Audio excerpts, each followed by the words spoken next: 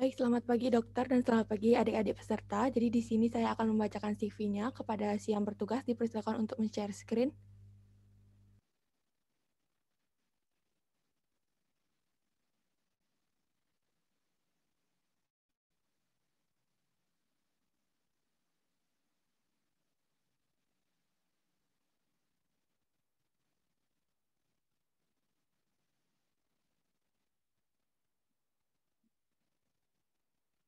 Baik, jadi di sini untuk materi Basic Musculoskeletal Trauma oleh Dr. Igusti Kadek Satrio Adiwardana SPOT.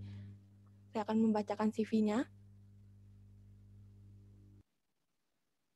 Baik, kurikulum vitae Dr. Igusti Kadek Satrio Adiwardana SPOT M Biomed, Jakarta, 7 Januari 1987. Email rio.wardana7@gmail.com dan juga @rio_wardana. Education background 2004 sampai 2010, FK Udayana Bali, 2013 sampai 2018 PPDS Orto Bali, 2013 sampai 2018 M Biomed FK Udayana Bali.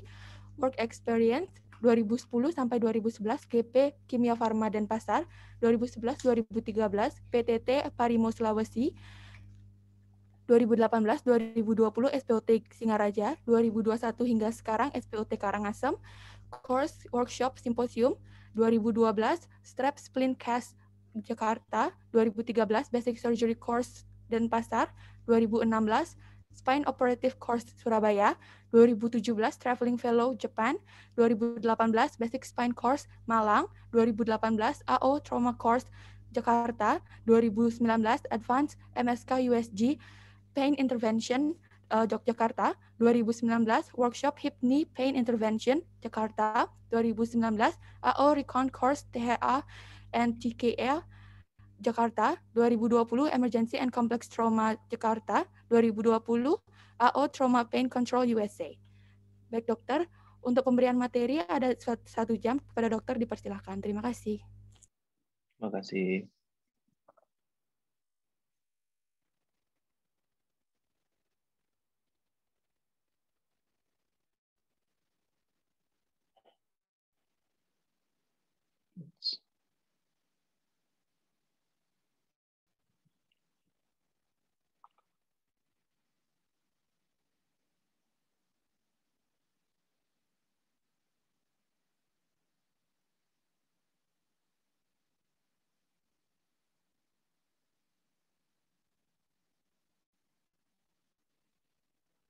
Oh, ini PDF-nya ya.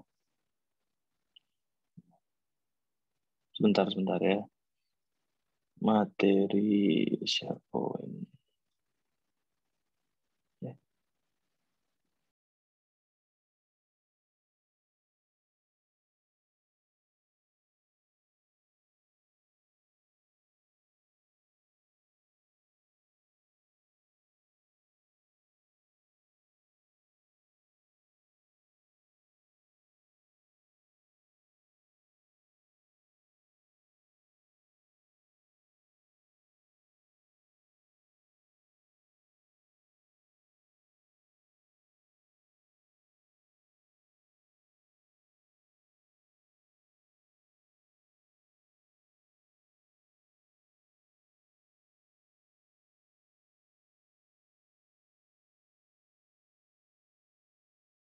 Dari panitia mungkin bisa share ulang ya, yang tadi ya, PowerPoint-nya ya. Ya baik dokter, kepada Ya, saya yang lupa. bertugas dipersilahkan. Sebelumnya terima kasih atas undangannya dalam memberikan materi basic musculoskeletal trauma ya. Di sini saya mengisi yang ketiga kalinya. Kita mulai aja, next.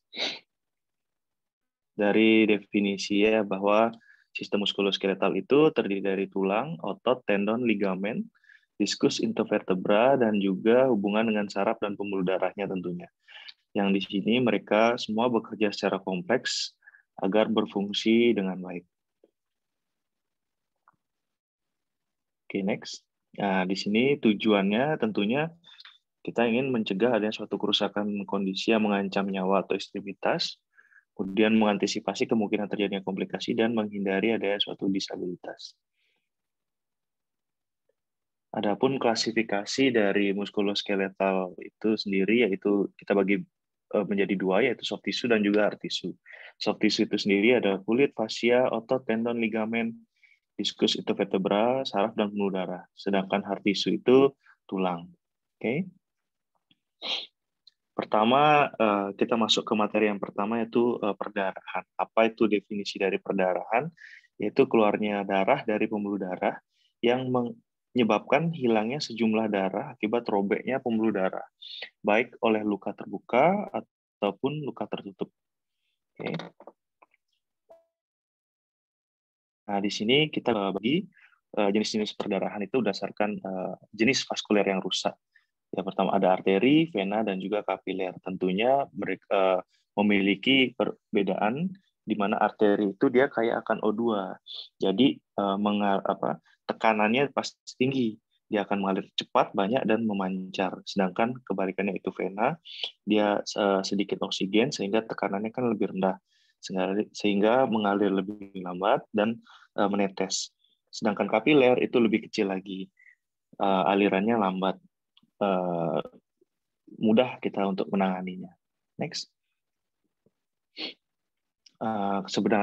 Sedangkan jenis perdarahan berdasarkan lokasi yaitu perdarahan luar dan juga ada suatu perdarahan dalam, di mana perdarahan luar ini luka terbuka, kemudian kulitnya itu sudah tidak utuh atau ada kontak dengan dunia luar.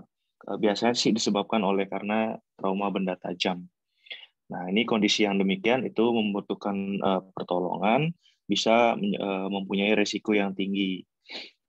Selain dia shock, hipovolemik, bisa juga infeksi sistemik. Sedangkan perdarahan dalam itu biasanya luka tertutup, tidak ada hubungannya dengan kontak dengan dunia luar. Kemudian biasanya sih disebabkan karena trauma benda tumpul. Oke, next.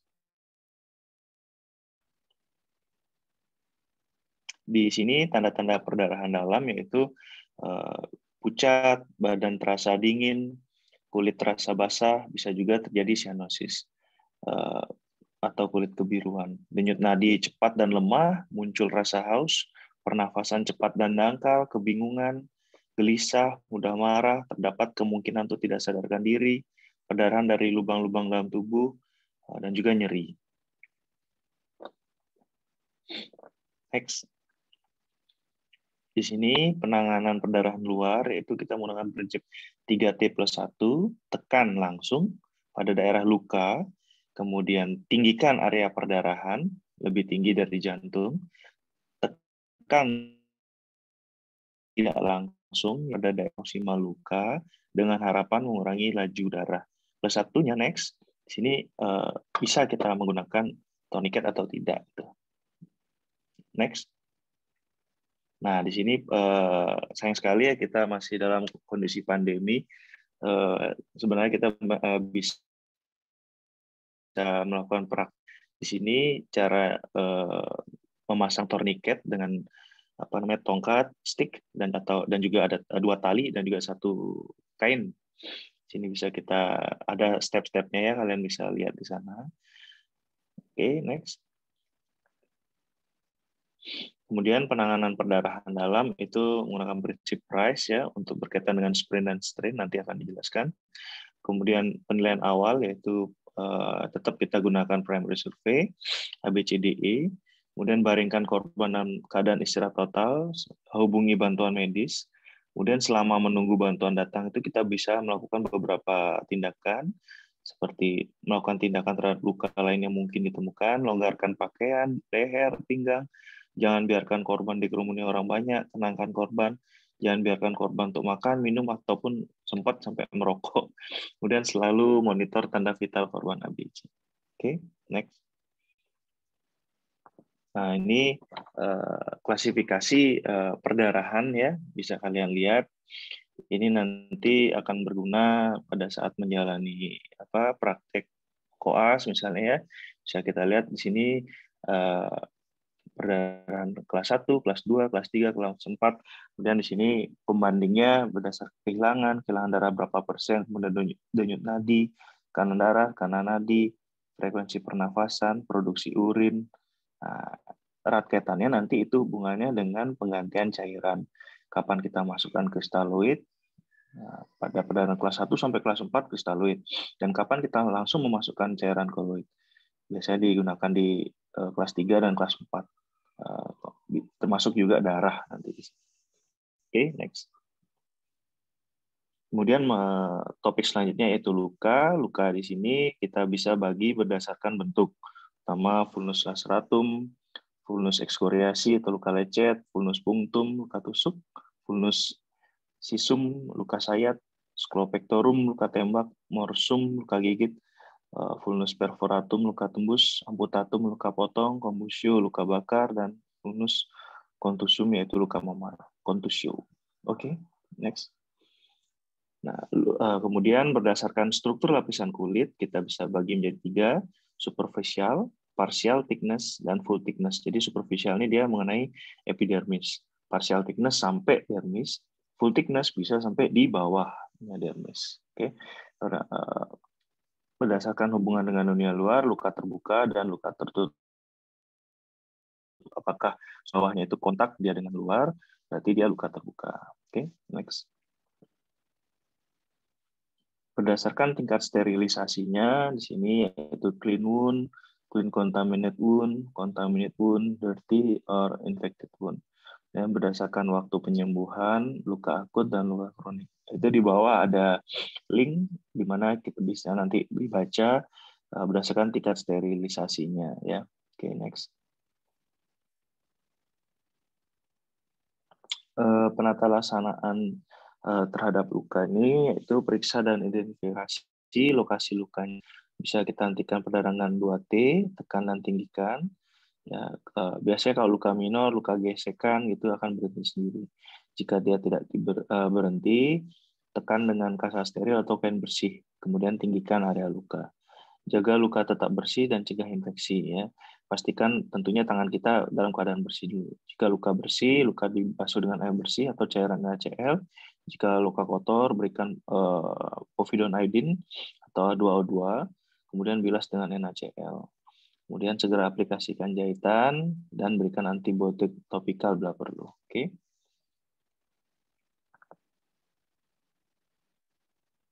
Kemudian tutup luka dengan kasa steril, kain bersih, kemudian ganti balutan berkala. Perhatikan tanda-tanda infeksi, ya, ini terutama tanda-tanda infeksi, ya, seperti kemerahan, nyeri bertambah, apalagi sampai ada pus, kemudian bengkak, demam. Dan segera hubungi bantuan bila luka mengalami perdarahan berat atau luka terkontaminasi. Oke, next.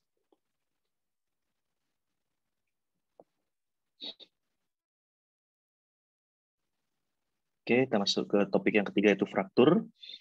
Di sini penyebabnya bisa trauma, kemudian tekanan atau stres berulang, ya, misalnya pada atlet. Kemudian ada juga abnormalitas tulang, ya, misalnya osteoporosis. Oke. Karena klasifikasinya fraktur itu sendiri berdasarkan hubungan dengan sendi, berdasarkan hubungan dengan dunia luar, berdasarkan komplit, kemudian bentuk garis patahan, berdasarkan jumlah garis patahan, dan juga berdasarkan pergeseran. Oke. Berdasarkan hubungan dengan sendi, ini kita bisa bagi menjadi 2. Next. Yaitu ekstraartikular dan intraartikular, ya. Oke, next. Nah, berdasarkan dunia luar, di sini ada open fracture dan juga close fracture. Kalau open fracture itu sendiri nanti ada pembagiannya, yaitu dengan menggunakan klasifikasi Gustilo-Anderson. Oke, next. Nah, ini dia Gustilo-Anderson Classification. Saya ambil dari website AU, mana dibagi menjadi Gustilo-Anderson klasifikasi tipe 1, 2, 3. Nah, tipe 3 itu nanti dibagi menjadi ABC. Oke, yang tipe 1 di mana ukuran lukanya itu 1 cm, lukanya masih bersih dan pattern atau konfigurasi frakturnya masih kategori simpel. Kemudian yang kelas 2 di mana ukuran lukanya itu lebih dari 1 cm, kemudian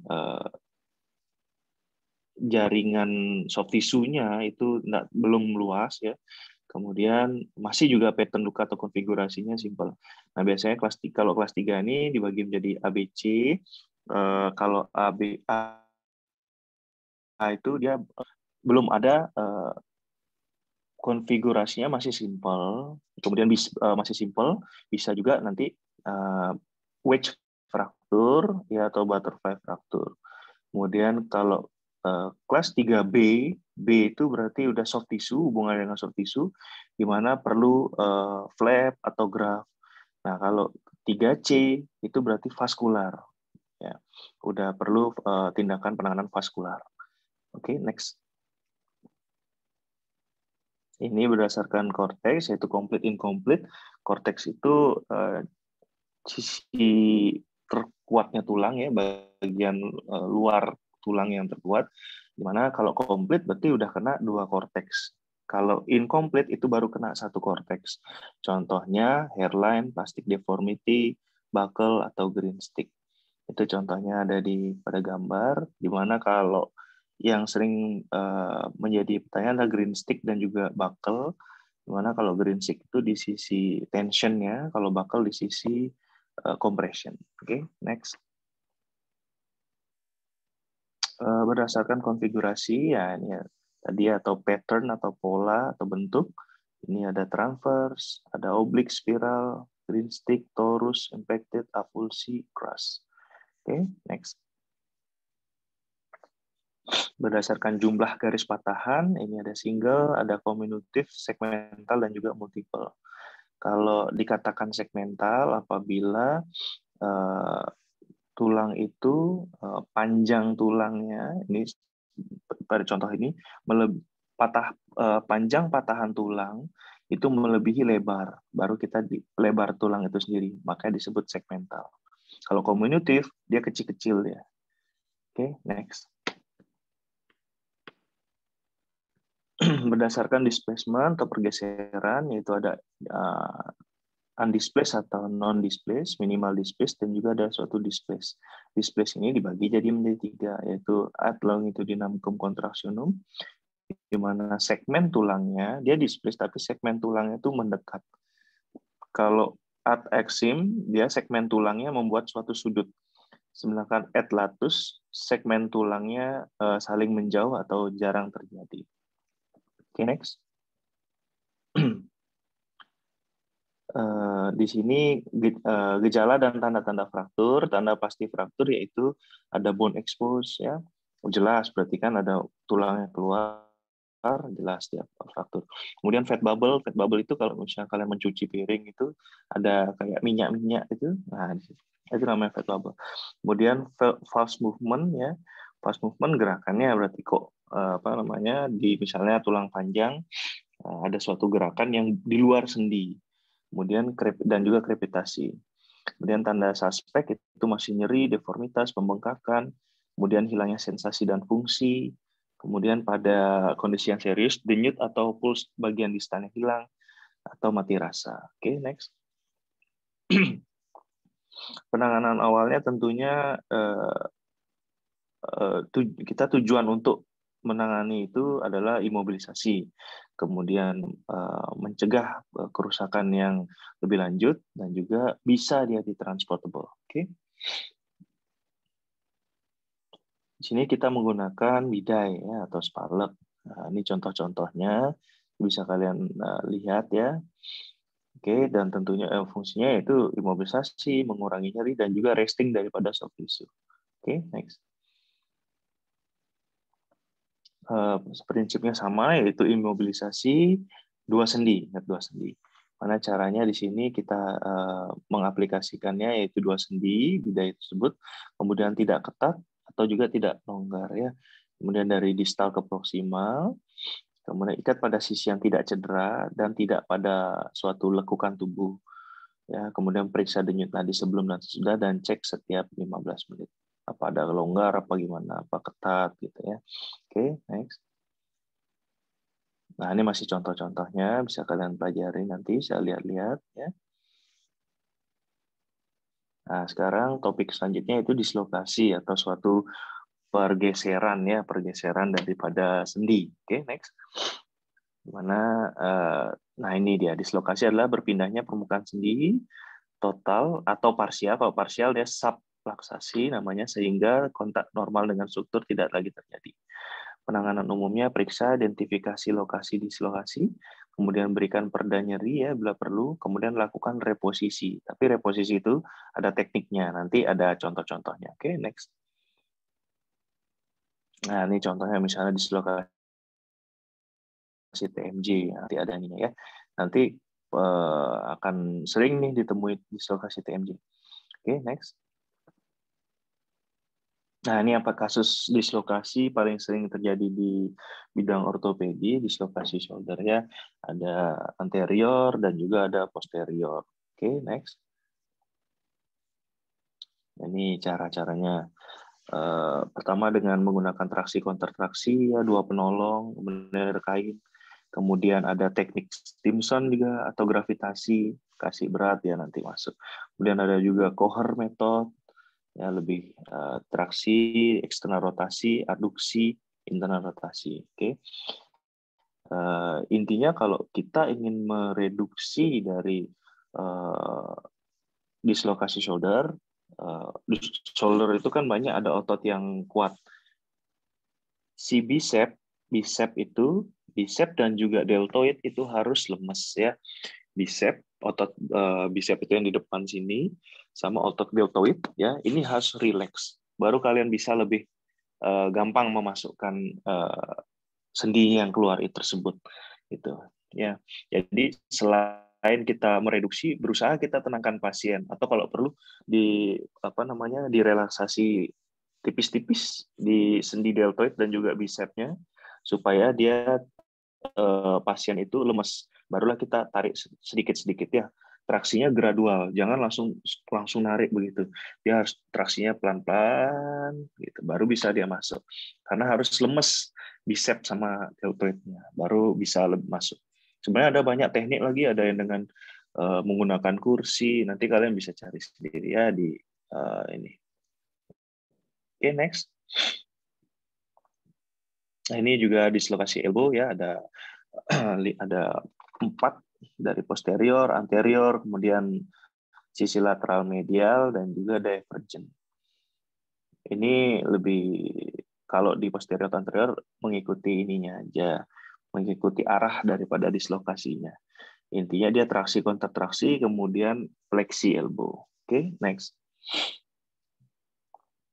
Nah, ini yang kedua terbanyak, dislokasi panggul ya. Ada posterior, ada anterior, sebenarnya ada juga sentral. Kalau sentral dia udah sampai masuk ke acetabulum. Nah, kalau ini dia posterior anterior tidak masuk. Oke, next. Penampakannya juga sama ya. Nah, ini cara-caranya. Caranya lebih sulit lagi dibandingkan dislokasi shoulder. Tetapi bisa dilakukan sendiri, bisa juga dengan bantuannya Stimson. Intinya Stimson itu adalah gravitasi ya. Pasiennya telungkup, kemudian kita tarik dia ke bawah. Kemudian yang di sisi kanan ini ada manuver Alice Bigelow namanya, Alice Bigelow. Itu harus dengan 2 penolong ya. Nah, ini yang satu penolong ini Kapten Morgan ya. Tuh karena tuh kayak tampakan Kapten Morgan ya, naruh drum gitu sebagai tumpuannya baru diungkit. Oke, next. Nah, ini dislokasi lutut, ya ini dislocation. Bisa ada lateral, ada medial, ada juga patellar dislocation. Ya. Oke, next. Dislokasi ankle juga anterior, lateral, posterior. Nah, ini sama. Ini mengikuti arah daripada dislokasinya. Jadi kita sebaliknya, untuk mereposisi kita melakukan ya. Biasanya kalau dislokasi ankle itu lebih banyak dia soft tissue-nya. Jadi seringkali disertai robekan-robekan dari soft tissue bisa. Oke, next. Oke, sport injury. Sekarang masuki ke yang terakhir yaitu sport injury. Oke, next. Ini ada beberapa yang sering gitu. Kalau kita melakukan suatu olahraga, tempat-tempat mana saja yang sering terkena cedera. Oke, bisa dibaca nanti sendiri. Nah, ini klasifikasinya ada yang tentunya ada hard tissue. Kalau dia sport injury-nya sampai ke hard tissue berarti keras sekali benturannya. Kemudian juga yang sering itu soft tissue, ligamen atau cartilage. Oke, next. Ini yang pertama yaitu bruise atau memar, yaitu kerusakan pembuluh darah kecil oleh karena benturan, kemudian sehingga terjadi perdarahan bawah kulit yang mengakibatkan bengkak dan lebam. Oke, next. Nah, sini contoh yang selanjutnya ada sprain. Nah, sprain itu ligamen ya, bukan otot ataupun tendon, itu ligamen. Sprain ini ketika contoh deh paling ininya yaitu ankle sprain ya, paling sering ankle sprain. Dia itu lebih serius terjadi suatu kerusakan dibandingkan strain ya, karena dia karena ligamen dia itu menghubungkan tulang dengan tulang. Seringkali cedera sprain ini juga diikuti oleh fraktur ya. Oke, next. Nah, kalau strain itu dia lebih ke otot ya. Nah, di sini ada grade-nya juga, grade 1, grade 2, grade 3. Berarti ada suatu robekan pada otot ya. Oke, next. Sedangkan kalau ligamen tear ya, ini paling sering bisa di lutut ya, paling sering ya. Di mana cartilage itu dia mencegah ada suatu friksi ya, mencegah ada friksi, gesekan dari free movement. Nah, sementara apabila ada ligamen tear, maka ada yang penghubungnya itu putus, mengakibatkan dia terjadi friksi, gitu. Sehingga friksi tersebut itulah yang mengakibatkan nyeri, gitu ya. Biasanya paling sering kalian dengar tuh ACL, ruptur ACL, kemudian PCL, MCL, LCL gitu. Nah, itu beberapa contoh tear ligamen. Oke. Next. Nah, ini kalau tata laksananya ya, ada yang rise, ada riser, ada price gitu. Ya intinya ada yang prime lagi. Intinya sih kita lakukan ini, yang sering kita lakukan itu rest ya, ice, diberikan kompres ice.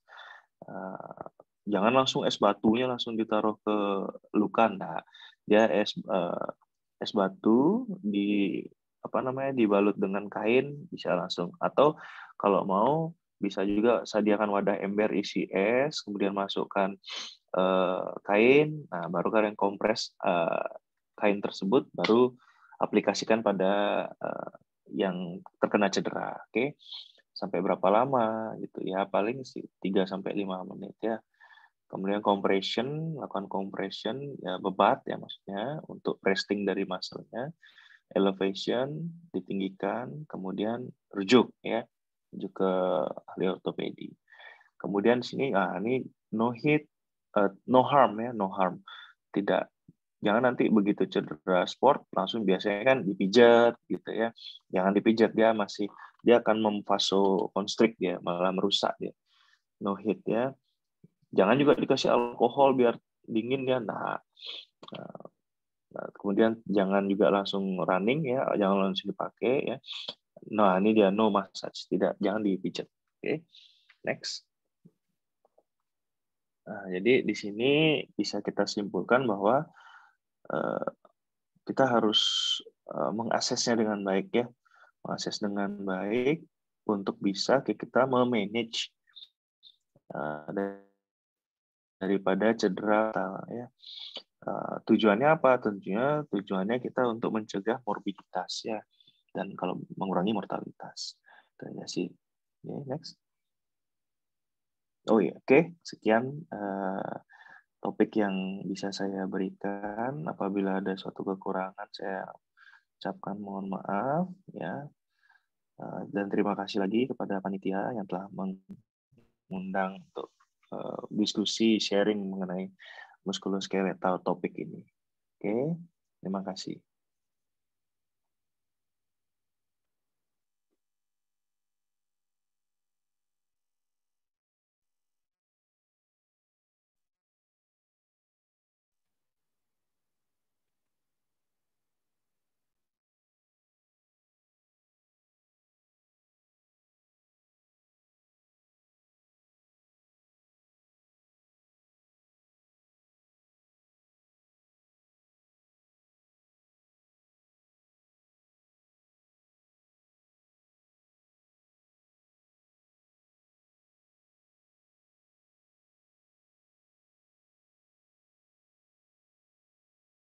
Halo, baik. Jadi di sini karena pemberian materi sudah selesai, dilanjutkan dengan sesi tanya jawab.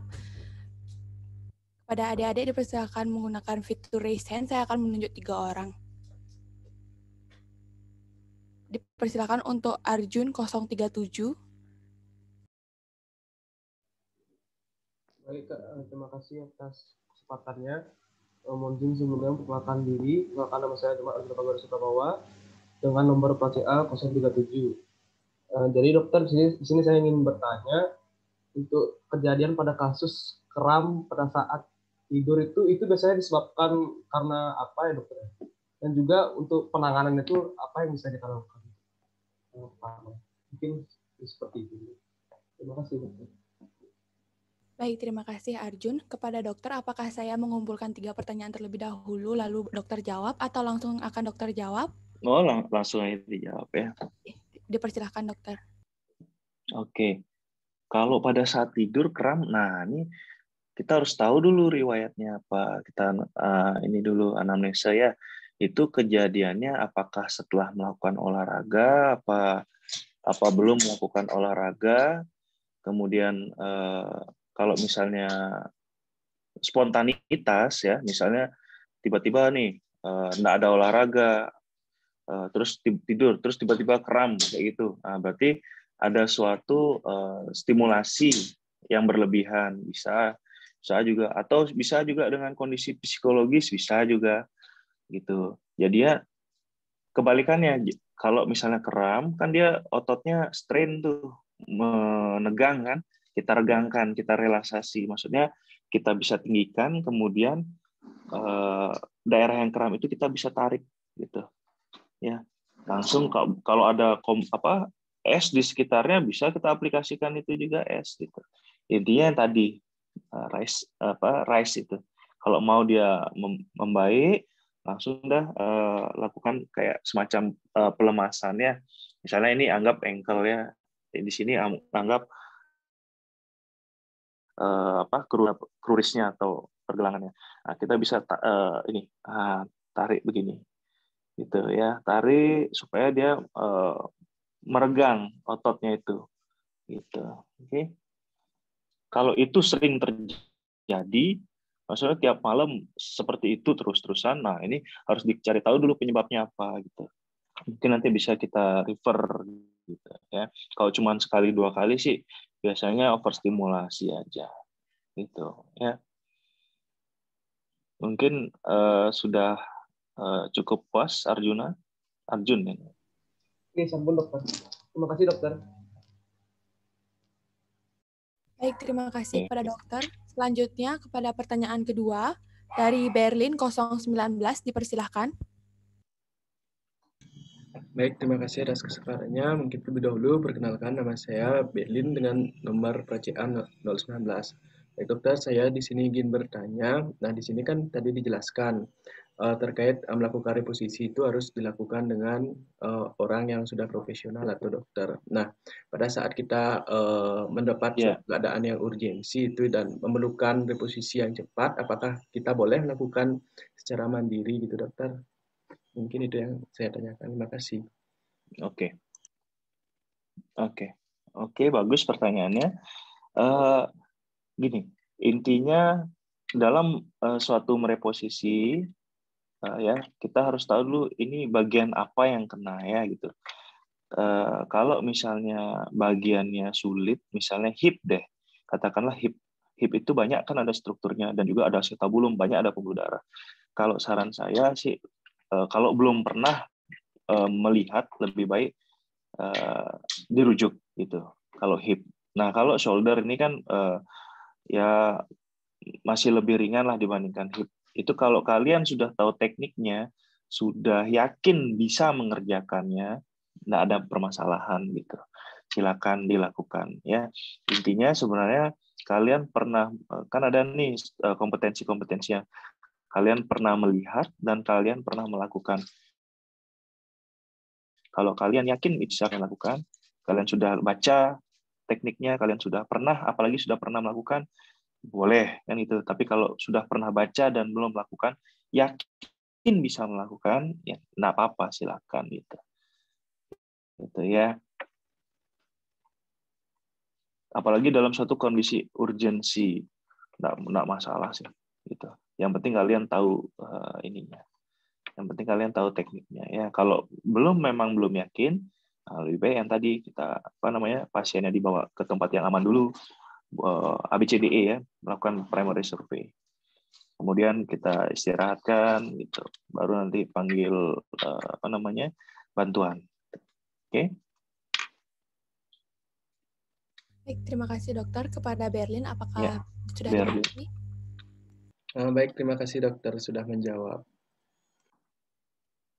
Selanjutnya untuk pertanyaannya dari Satria 012, dipersilahkan.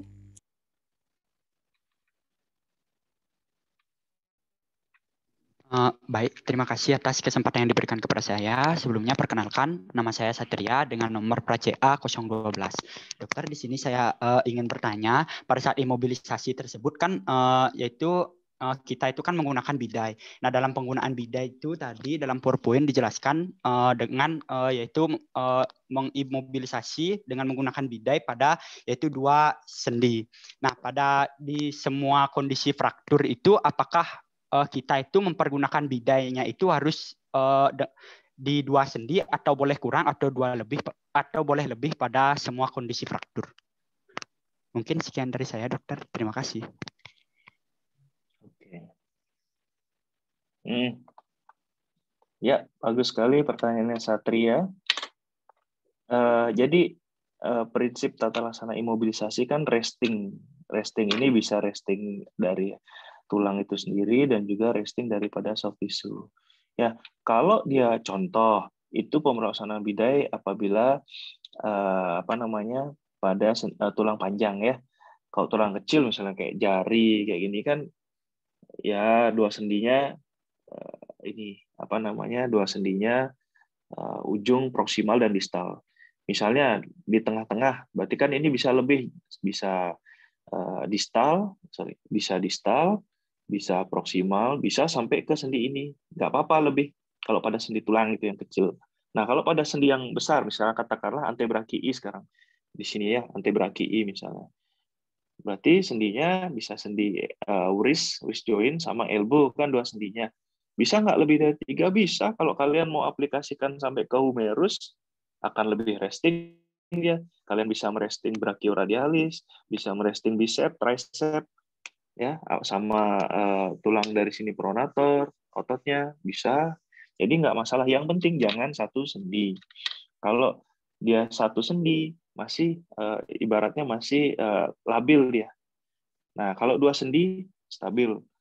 Kalau 3 sendi lebih bagus lagi, bisa lebih enak. Nah, cuman ada nggak yang panjang? Bisa nggak dia sampai 3 sendi dengan posisi yang nyaman gitu? Sekarang ini makanya minimal 2 sendi itu sih. Kalau misalnya aplikasinya sekarang ke ekstremitas bawah, misalnya tulang pahanya yang cedera, berarti kan kita bisa mengimobilisasi bahkan dari ankle, sendi knee joint sampai ke hip joint gitu. Ya, tapi kalau proksimal, misalnya kena di proksimal femurnya, berarti tetap aplikasinya bisa dari ankle, knee, sampai ke hip gitu. Itu. Jadi sebenarnya minimal ya, jangan satu. Gimana Satria? Mungkin ada. Baik dokter, terima kasih atas jawabannya. Sudah bisa diterima. Terima kasih Ya. dokter. Ya, makasih. Ya. Baik, selanjutnya pertanyaan dari Yuwana 049 dipersilahkan. Baik, terima kasih atas kesempatannya. Sebelumnya perkenalkan, saya Yuwana dengan nomor pra-CA 049. Izin bertanya, dokter. Jadi mengenai sprain dan strain, mungkin setahu saya itu cukup, saya masih sangat bingung untuk membedakannya, dokter. Nah, apakah ada perbedaan yang bisa kita amati langsung antara sprain dan strain tersebut, seperti misalnya seorang itu cedera, mungkin dia terkena ligamennya ataupun tendonnya, dokter, atau kita hanya bisa mengetahuinya melewati pemeriksaan penunjang seperti X-ray begitu, dokter. Terima kasih, dokter. Oke, memang secara sekilas strain dan sprain ini emang sering membingungkan ya. Terus maksudnya apakah perlu dia pemeriksaan diferensial diagnosis? Contohnya kayak itu, itu tetap perlu. Jadi misalnya nih kita langsung ke aplikasi, ke prakteknya, ada suatu atlet dia sepak bola misalnya dia terus cedera. Ini tetap kita harus melakukan X-ray. Tujuannya X-ray itu adalah rule out untuk kita mengisi dari hard tissue-nya, frakturnya. Ada nggak suatu fraktur? Kalau tidak ada, baru kita arahkan ke soft tissue. Jadi soft tissue itu memang ada. Maksudnya cedera, oh ini ankle sprain, oh ini ankle sprain atau strain. Tapi ada nggak yang lebih bahaya kan ada suatu patahan, ada nggak patahan? Nah, kalau ada, berarti tata laksananya berbeda. Itu tata laksana fraktur. Nah, itu sebenarnya tujuannya X-ray-nya. Ya. Nah, sekarang semoga X-ray-nya sudah sudah terjawab ya. Kemudian untuk membedakan sprain dan strain, bisa kita dari dari pemeriksaan klinis memang agak susah ya. Pemeriksaan klinis agak sulit. Apakah dia masuk ke strain atau ke sprain? Intinya kalau strain itu berarti dia otot ya, sprain. Kalau strain T, ingat ya T, otot gitu, strain. Nah kalau sprain berarti saya ingatnya kalau sprain berarti ankle ligamen ya gitu. Ligamen itu dia letaknya kan dekat dengan tulang, berarti rentan dia sama bengkak gitu ya, rentan sama bengkak. Sedangkan strain itu kan otot itu memang ada banyak pembuluh darahnya, biasanya dia lebih nyeri dia, gitu, lebih nyeri. Kemudian sering kali ada kalau ligamen dia sering ada untuk mobile, untuk berjalan gitu susah dia, bengkaknya dia lebih gede karena lebih di dekat dari kulit gitu, ya. Nah, sedangkan kalau strain dia lebih dalam, robekannya lebih dalam kan dia otot. Tapi kalau udah sampai grade 3, udah nggak bisa sampai jalan ya, pasti sakit sekali itu. Itu sih biasanya. Tapi tentunya harus dilakukan pemeriksaan lebih lanjut, X-ray contohnya untuk merule out gitu. Kalau untuk soft tissue, dia pemeriksaannya MRI, tapi jarang sih biasanya kita lakukan demikian. Gitu. Okay. Baik, terima kasih dokter. Dari Yuwana, apakah sudah dapat diterima? Ya. Ya, terima kasih dokter atas jawabannya. Baik, terima kasih. Karena waktu masih ada, selanjutnya pertanyaan dari Teguh 007 dipersilahkan. Baik, terima kasih atas kesempatannya. Sebelumnya perkenalkan, nama saya Teguh dengan nomor pra-CA 007. Saya ingin bertanya, apabila kita olahraga lalu lupa melakukan warming up atau pemanasan, itu misalnya kita mengalami keseleo, untuk menangani kesleo tersebut itu dibawa ke arah protagonis atau ke antagonis dari gerakan yang sebelum kita lakukan, dokter.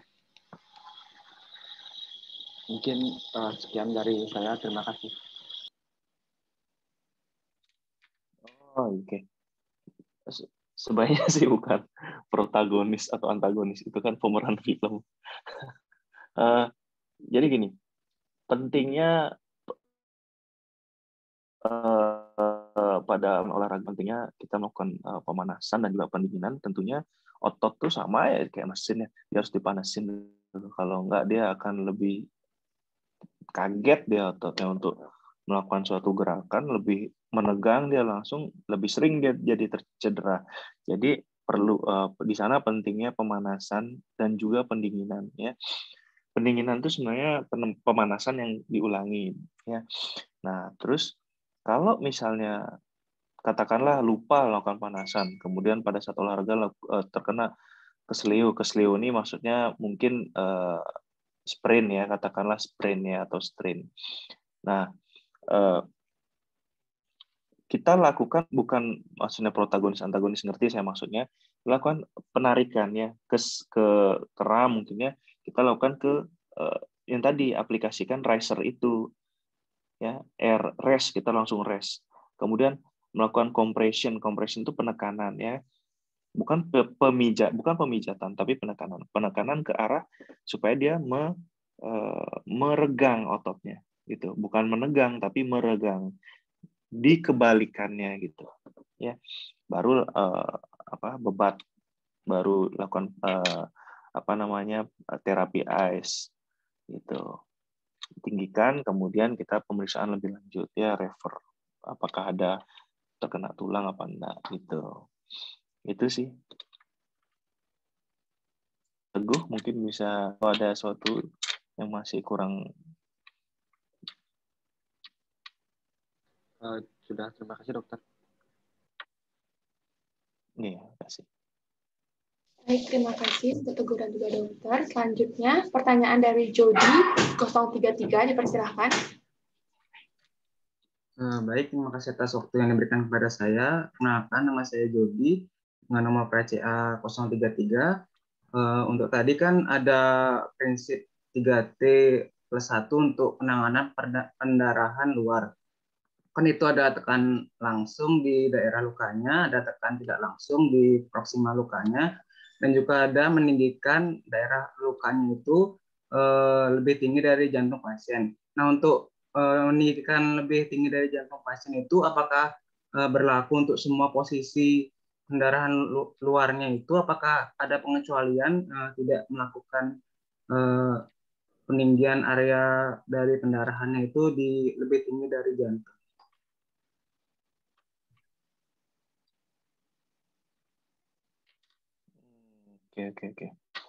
Oke. Tinggikan itu maksudnya sebenarnya supaya tidak darah itu makin banyak keluar kan gitu. Kalau kontraindikasi sih nggak ada. Kemudian supaya darah nggak keluar, kemudian kita tekan tidak langsung pada daerah proksimal gitu. Tujuannya supaya tinggikan dan kita tekan supaya darah itu tidak banyak keluar gitu sih intinya ya. Akibatnya kalau misalnya dia tidak kita tinggikan, kan darah akan banyak yang ngucur ya gitu, karena tekanan jantungnya kan pasti ke arah luka itu gitu. Itu sih maksudnya.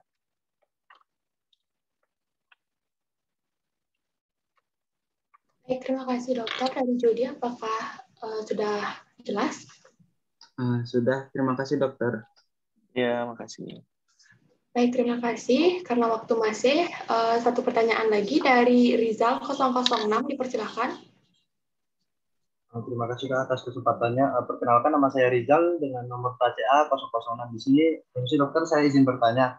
Kan ya seringnya itu kan di saat misalnya orang berolahraga gitu kan mengalami ya namanya terkilir atau keselio ya kadang.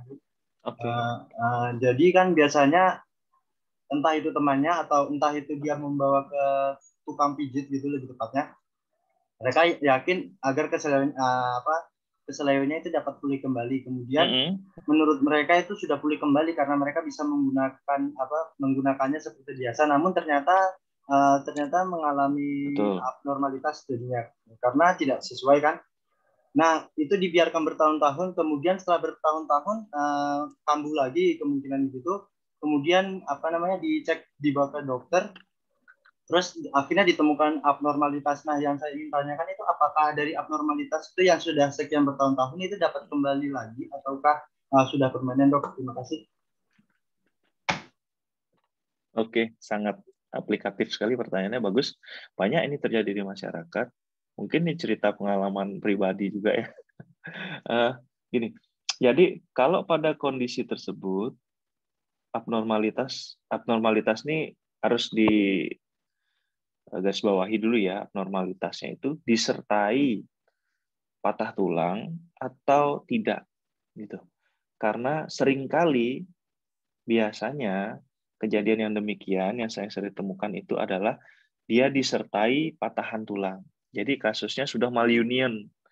Kalau sudah malunion, untuk kembali dia ke normal susah gitu. Dia harus ngulang dari awal, harus direkonstruksi lagi. Itu untuk bisa mencapai normal mungkin bisa, tetapi peluangnya kecil gitu. Nah, kalau otot sih jarang terjadi suatu abnormalitas. Kemungkinan katakanlah misalnya kesleo di bagian elbow, kemudian sama si tukang urut dia ditekuk aja, dia kemungkinan akan memendek gitu. Nah, kalau memendek itu otot memendek agak susah sebenarnya, otot memendek. Tapi kalau ada disertai tulang, pemendekan tulang, nah tulang itu masih bisa dia dipanjangkan gitu. Itu masih bisa, tetapi kembali lagi ke fungsi gitu. Fungsinya ya harus kita diperbaiki lagi, bisa ke rehab juga gitu. Intinya sih sebenarnya lebih susah gitu. Lebih susah dan kemungkinan untuk kembali ke normal, namanya juga abnormal ya, udah enggak normal. Untuk kembali ke normal itu agak sulit gitu. Oke. Baik, terima kasih dokter. Iya, makasih. Baik, dikarenakan waktu sudah habis, selanjutnya akan ada penyerahan plakat dari panitia yang bertugas. Kepada panitia yang bertugas, dipersilakan.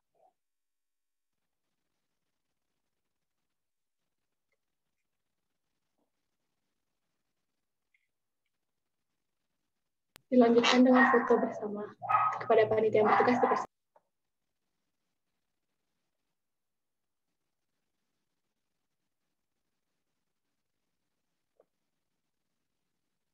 Baik, foto bersama akan saya mulai dari slide pertama. 1, 2, 3.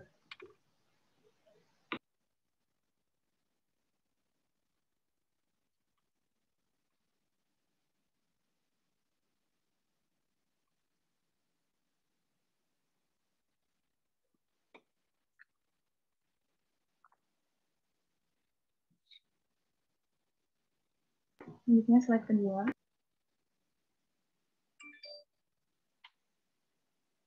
1, 2, 3.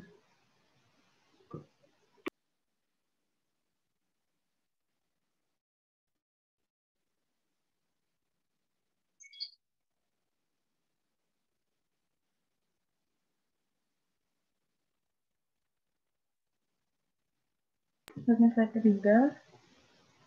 1, 2, 3.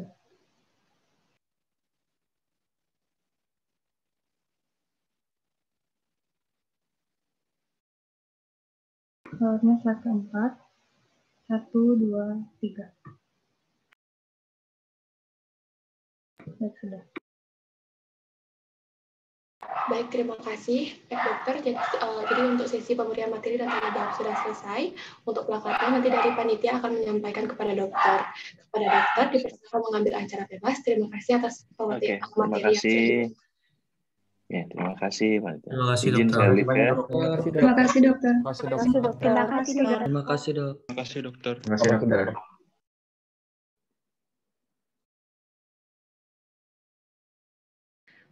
Baik, acara saya akan kembalikan ke MC. Baik, untuk acara selanjutnya, adik-adik bisa istirahat selama 10 menit sampai pukul 9.25.